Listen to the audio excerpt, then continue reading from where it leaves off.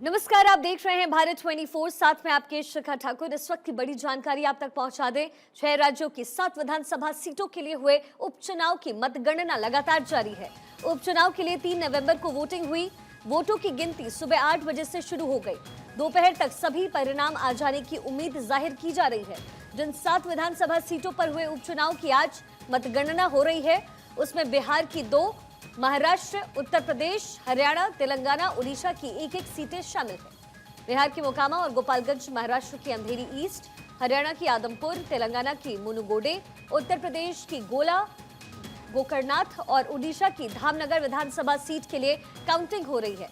जिन सीटों पर उपचुनाव हुए हैं, उनमें से कई सीटों पर बीजेपी के लिए अपनी जीत को बनाए रखना एक बड़ी चुनौती। बिहार में पार्टी की सीधी टक्कर नीतीश तेजस्वी के महागठबंधन से। तेलंगाना की मुनुगोडे सीट पर बीजेपी के टीआरएस से कड़ी टक्कर। वहीं दूसरे राज्यों में भी बीजेपी और क्षेत्रीय दलों में मुख्य मुकाबला है। आज सिर्फ 7 विधानसभा सीटों के ही नतीजे आएंगे, लेकिन इनके मायने कई ज्यादा बड़े भी। इन चुनावों के नतीजे देश के 6 बड़े राज्यों की सियासी नब्ज को टटोलने की कोशिश करेगा। इससे ये पता चलेगा कि सियासत का इस समय का रुख आखिर क्या है। तो लगातार काउंटिंग की जा रही है इस वक्त। इन तमाम 7 सीटों में से 3 पर बीजेपी, 2 पर कांग्रेस और एक सीट पर आरजेडी और उद्धव ठाकरे गुट की पार्टी का कब्जा था। लेकिन आज इन 7 सीटों पर नतीजे क्या आएंगे, ये जानना बहुत जरूरी, क्योंकि जिस तरीके से सियासी रुख, सियासी रंग बदल रहा है, ऐसे में उपचुनाव का ये महामुकाबला क्या संदेश देगा इन 6 राज्यों में, ये बड़ी बात होगी, देखने वाली बात होगी। यूपी के गोला गोकर्णनाथ सीट से बीजेपी इस वक्त आगे। रुझान क्या कुछ कह रहा है, आप जानिए। उड़ीसा के धामनगर से बीजेपी प्रत्याशी आगे बताए जा रहे हैं। बिहार के मोकामा से आरजेडी प्रत्याशी का नाम आगे आ रहा है। बिहार के गोपालगंज से बीजेपी ने अब तक बढ़त बना ली है। यूपी के गोला गोकर्णनाथ सीट से इस वक्त बीजेपी आगे। उड़ीसा के धामनगर से बीजेपी प्रत्याशी आगे।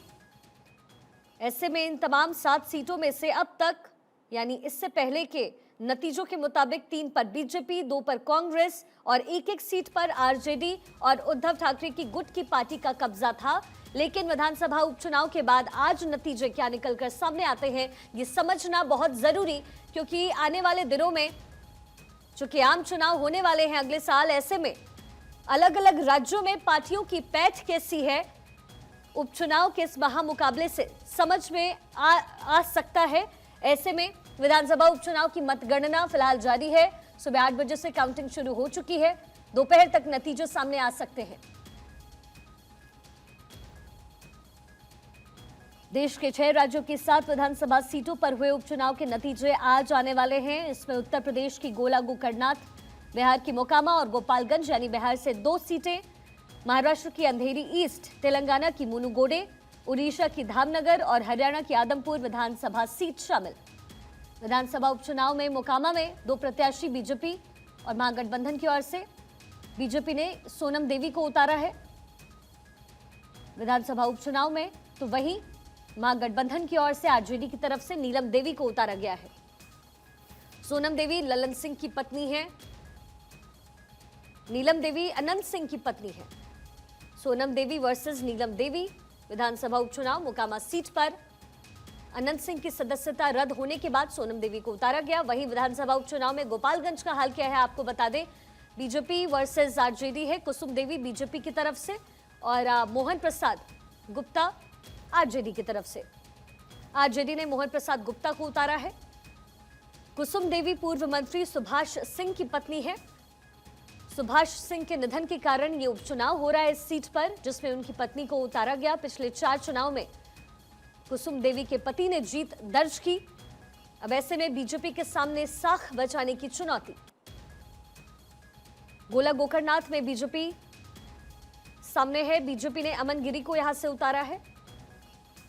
वहीं एसपी ने पूर्व एमएलए विनय तिवारी को उतारा है।